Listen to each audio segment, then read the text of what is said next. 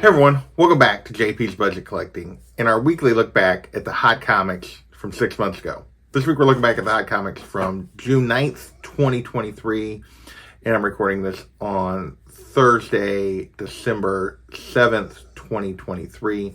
As always, I give you those dates so you know when this information is actually most relevant because the market is moving and changing all the time. As you will see as we go through this list. Also, as always, we are looking back at the CBSI Hot Top 10 and the Comic Tom Key Collector Hottest Trending Comics of the Week. Those lists I've been doing now for almost 5 years. So I've been sticking with them. I know there's some potential issues there, but we're sticking with those lists at least for now. And definitely since we're looking back, those are the ones we did kind of our previews on back then. So we're definitely sticking with them for now. So what is this about? This is really about looking at the hot books. There were books that were really hot, that were trending in the market, that people were chasing, and seeing how they're coming back a little bit later, only 6 months, and seeing how they're doing in the market now. Would you have been better off being patient? What factors made books hot then? How has it affected the price of the books going forward? So that we can all learn something about being just a little smarter about what books we chase, what books we're patient on. If you've been watching this list for the last 5 years, you will, not quite 5 years, next month will be 5 years, but you'll know that most of the time you should be patient, but there are some factors that can help you on books that maybe you should go and pull the trigger on. So let's dig in, see what we can learn this week. First up, we got Duel, number 1. This book was kind of an interesting reason to hit the list. So supposedly it was option, but also that damaged copies were coming out, like that they were releasing for sale, like damaged copies. So I don't know, there was some weird stuff going on here, but anyway, hit the list. Raw copies were going for 30 plus back then. 9.8 hit 225 in this book. I thought, oh, that's definitely a trap, particularly the 9.8 is probably a dumpster fire. Well, no recent 9.8 sales to even judge off of. Raw sales, only 2 recent raw sales, a $10 sale, a $30 sale. But there's listings for 20 and that haven't sold, so that $30 is a little questionable there. Overall, this is definitely down in a trap. The book's not really selling, and there was no reason to chase it at 30 plus or 225. All right, next we got G.I. Joe and the Transformers, number 1 from 1987. So this is the first crossover of these two franchises. And obviously this was hitting the list back then because there was rumors of a movie crossover, but then also we got Void Rivals announcement and the Kirkman comic, and people realized that they were actually going to be crossing over. Back then when I hit the list, it was still, raw copies were still only going for like $3. 9.8 jumped all the way up to 400 though. So people were excited about this. They've continued to be super excited about this. We're just now getting into the G.I. Joe portion of this universe. Now it's a $5 to $25 book raw. 9.8 $3 to $550. Putting this is kind of up worth it because there are definitely sales under that 400, but there are a couple sales over. From the raw side, it's probably, you could argue, up straight cash, but most of the sales are like the 5 to 15 with only really nice copies pushing up toward 25. So it's not way up. So we put it in the up worth it, but definitely doing better than what I thought, particularly on the 9.8 side. I was like, this is crazy, but people are really digging this new Energon universe. All right, with that, we're going to move into covers. Our first cover is kind of an odd one. This is M House art book. So apparently there's a bunch of these that come out and they have basically sexy covers of sort of comic characters, or they look like comic character kind of thing, even though they're not officially them, I don't think. But this is the Max Fed Harley Quinn variant for this thing, and back then raw copies of this were going for 100 plus. Now there's no recent sales or even listed for raw copies here of this one. There are some 9.8s listed for 250 plus. The only real sale of anything close to this is there's an actual topless variant of this, which is not the one that hit the list, but a 9.8 of that went for 300. So there's that other version has a sale, but there's no sales of the one with her in the actual swimsuit or whatever. So we're going to put this as steady. I'll be back because there's just no way to judge based on the current asking prices. It could potentially be slightly up or around the same price, but they're not really selling. There's not many of them even listed, so it's just hard to judge on this one. So we just it's kind of our default when we don't have enough information. It's a steady, I'll be back. Next, we got Darth Vader, black, white, and red, #1. This is the Care Andrews 1 in 25 Virgin variant, second print. So there is a trade dress that's part of the first print. This is the second print Virgin, and it's a 1 in 25. Back then, raw copies of this were going for $1 to $150. So big money for a 1 in 25. Definitely a cool Vader cover.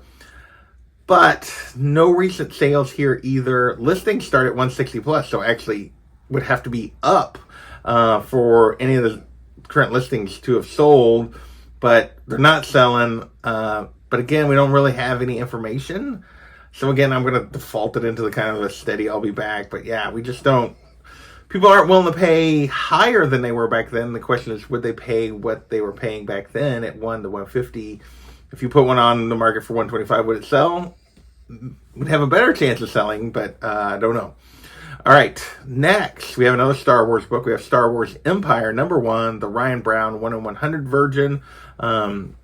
This Stormtrooper cover back then was also going for big money, but it was a 1 in 100, so a lot harder to find than a 1 in 25. 125 to 150 on this sucker. Now it suffers the fate of most 1 in 100s that only get to about 150. It's now a $50 to $100 book, so definitely down in a trap. Although there was a single sale for $250, but there's lots of listings for less than that. All the other sales are $50 to $100. So I kind of just throw that out there. I put it out there because, yeah, I did see it, but it doesn't fit. It seems like a clear outlier. So we're definitely going to stick with the other sales and call it down in a trap. All right. Last cover and last Star Wars book. Star Wars #35. The Phil Noto 1 in 25. It's basically showing Luke getting what's going to be his green lightsaber. So that's part of what was going on in this story. This cover kind of shows the moment where he's picking up, which doesn't make a lot of sense because didn't supposedly he build it? But I haven't read it, so maybe it does make sense that he's he's getting parts that he's going to use or something. I don't know. Anyway, back then raw copies were going for 30 to 40 on this 1 in 25. Now that's not a good sign. Usually means it's going to end up around ratio. That's exactly what happened. Now a $20 to $35 book, 9.8, 75 to 100. Borderline, you could call this a trap, but with the $35 sales, it stays the 30 plus sales. You'd have to still call it kind of an I'll be back instead. Most of the sales are under 30, but definitely close enough that we'll call it an I'll be back. All right, with that, we had one comic buzz book. The Sickness #1. It was kind of the hot indie of the moment back then. Raw copies were going for 10 to 15. Generally, these don't do very well. For every one of these that kind of holds value, there's 5, 6, 7 that just fade away. This one so far, though, has held value. It's now a $10 to $30 book for a raw copy. 9.8s are only 80 to 100, but yeah, that's up and worth it. As most of the sales are above the $15 mark that we saw back then. This book has definitely continued to have some interest, continues to do pretty well. Must be a pretty good read, I would assume. I don't remember this one being mentioned as option, but maybe I could be wrong on that. And that's helped sustain, but lots of things get option that don't sustain. So, but The Sickness so far has been getting, continued to have value. We had only one true MCU book this week to talk about, and that is Scarlet Witch #3. This is basically, this was hitting the list because there's rumors she was going to get another show, plus part of this was going to be set up by the Agatha show. This is the first mention of the Witch's Road, which is this storyline in the comics. And so that's what they're talking about, maybe is her road to redemption in the MCU if they bring her back, kind of thing. These covers also are pretty popular anyway for this whole series because these Aja covers carry a little bit of value anyway. Not a ton, but a little bit. Back then this was going for $15 to $20. Now it's a $5 to $10 book. I will say this is not the best of the covers for this series, but this is the first mention of the Witch's Road, which is why I was on the list. So yeah, this one turned into a trap at 5 to 10 now. It's definitely backed up. But yeah, all of these are about, double cover price to get these covers, just because they are a little bit popular, but not super valuable, and not the 15-20 we were going for back then. All right, next we had one DC movie related book, and that is Batman 655, first appearance of Damian Wayne, and that's based on the story, the rumors that we were going to go straight to, can't get a Nightwing movie, but we're going to go straight to a Damian Wayne Robin. We couldn't even get Dick Grayson Robin, but we're going to go straight there under James Gunn. I'm not salty. But anyway, raw copies back then were going for 50, 9.8, 255. I thought, oh, that's probably worth it. It's pretty cheap for Damian. Yeah, it did not hold up. It's a trap. These books, even though we're still supposedly getting this at some point, now it's a $20 to $40 book. 9.8, 140 to 200. I should probably just grab one at some point. I feel like at those prices, like Damian, under $200 for 9.8. That's probably a pretty good deal for first Damian long term. All right, everything else on the list, the last, 2, 4, 6, 8 books on the list, all had to do with Across the Spider-Verse. It was all post, right as the movie was coming out, and that is why all of these books hit the list. The first one is, you could argue with me a little bit, but anyway, the first one is Miles Morales Spider-Man #1, the Italian blind pack. So basically they were reprinting this in Italy with some different covers, and so that Miles Morales Spider-Man #1, they were reprinting in Italy, and they were blind bags, so you didn't know which cover you were getting, and the blind bags were basically going for $35 to $40 back then, sealed. And so now it's $20 to $35 book or for a sealed copy. I don't know what the individual covers are going for, but I just stuck with the sealed blind bags. So it has become a trap, but it actually didn't back up as far as I would have expected, because I would have expected, I'm a little surprised there's a cover that's still carrying that much value, but apparently there is, that it's making the overall blind bags that you could get the other covers that probably don't have that much value. People would still be willing to pay the $20 to $35. Usually that's not the case. All right, next we are going to more formally move into the Spider-Verse stuff.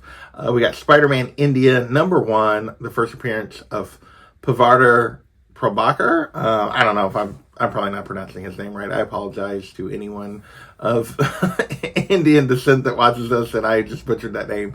I apologize. Raw copies were $65 back then, 9.8, 275, with him appearing in the movie, getting him for the first time. Now it's a $15 to $35 book, 9.8, 100 to 250, so pretty wide range on 9.8s. But overall, yeah, this is a dumpster fire, particularly on the raw side. This book is backed up a ton, which is a little surprising with what we'll see with some of the others. It's not surprising in being post-movie, a book backing up, but just in comparison to how some of the other from this movie have done, this is by far the biggest dropper, at least on the list this week. Next, we have Spider-Punk #1, the Takashi Okazaki 1 in 50. So you could argue I should have put this with covers. I put it here with the Spider-Verse movie because it was hitting again because of how Spider-Punk was portrayed in the movie. Everybody was in love with the character. This particular cover was super hot when it released, but it bounced back, or had fallen down quite a bit. But the movie bounced it back kind of to where it had been. Raw copies were $130, 9.8s were $230 back then. Now it's a $75 to $150 book, $200 to $260 on the 9.8 side. So yeah, it's been super steady now since. It had kind of was in these price ranges when it first came out. It had taken a step back, but not a huge step back. And then with the movie and the way people love that character in the movie, this book has been super steady since then. So, which is pretty unusual. Based on a character in a movie, but I think people just love this cover and love this character, so it's sustaining pretty well. In some ways, it's sustaining better than the next book we're going to talk about, which is Amazing Spider-Man #10, the first actual appearance of Spider-Punk. So that cover of him is doing better than the first appearance, because you can get raw copies of this for $50, 9.8, $250 back then when the movie was coming out, and now it's a $30 to $50 book raw. 9.8, 150 to 225. So yeah, you can actually get his first appearance less than you can get that cover. This one turned into an I'll Be Back. Didn't back up a lot, but definitely did take a step back since we've moved away from the movie. All right, 4 books left. Still all Spider-Verse stuff. We got Ultimate Fallout 4, the second print of the first appearance of Miles Morales. This is the white cover where we got the close-up on his face. Back then, raw copies were going for $65. 9.8 was $275. Wow, is this book falling off from some of the heights it reached in 2020 and 2021. But anyway, now it's a $30 to $50 book raw. 9.8, 150 to 225. So this one's turned into a trap. This one's backed up next to that Spider-Man India. It's our biggest book taking a step back related to the Spider-Verse movie, which is these second prints have really, well, even the first print of his first appearance have really taken a step back because there's a lot of them. And they were there's a lot of people that love these books, but at this point, a lot of people have them. So the market's a little smaller and the prices continue to come down because there's still a lot of them out there. All right, next we got Peter Parker, the Spectacular Spider-Man, number 99. So the second appearance of the Spot, but his first cover, and it is a cool cover, is hitting the list after the movie came out. Raw copies were $25, 9.8 going for $230. Now it's a $15 to $50 book raw, so that 25 is pretty much right in the same range, but most of the sales are actually above the $25 mark, not below it. And so this book is definitely taking a step up, which is surprising moving away from the movie. More surprising is the 9.8 went for $400, so that's almost double since the movie. But there's only one sale there, so there's not a lot of 9.8s out there. This is not a book that's got a high number on the census, and so that's part of it, but there's also one sale. Hard to judge anything on that. But even on the raw side, this book has moved up. It is definitely an up in straight cash over the last 6 months, which is pretty surprising, given the way normally villains and that kind of stuff. I know we're getting him again, but usually that doesn't matter. The books usually take a dip when you're this far out from the movie. Having it come and gone, I should say. All right, next we have Spider-Man 2099. Number 1, the first, in my opinion, this is the first appearance of Miguel O'Hara. I know they're like, oh no, he appears in there's a preview in those ASM books. Generally, we have it, that happens quite a bit, and generally we don't make those the first appearance. we don't consider those the first appearance. I love how we tweak the rules depending on what we feel about a book.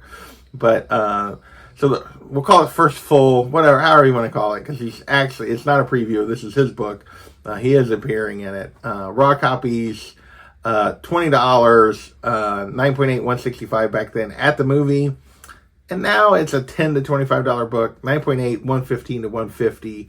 So a slight step back here for Spider-Man 2099, number 1, but a pretty small step back. So definitely a book that I'm sure will spike again when the next movie comes out, which I don't think is going to happen anytime soon, like for a couple of years. It's animated, and apparently were not, despite their initial claims that they were going to come out back-to-back years, apparently they were not that far along with Beyond the Spider-Verse, or whatever it is this last one's going to be called. Or the next one, I should say. I doubt it's the last.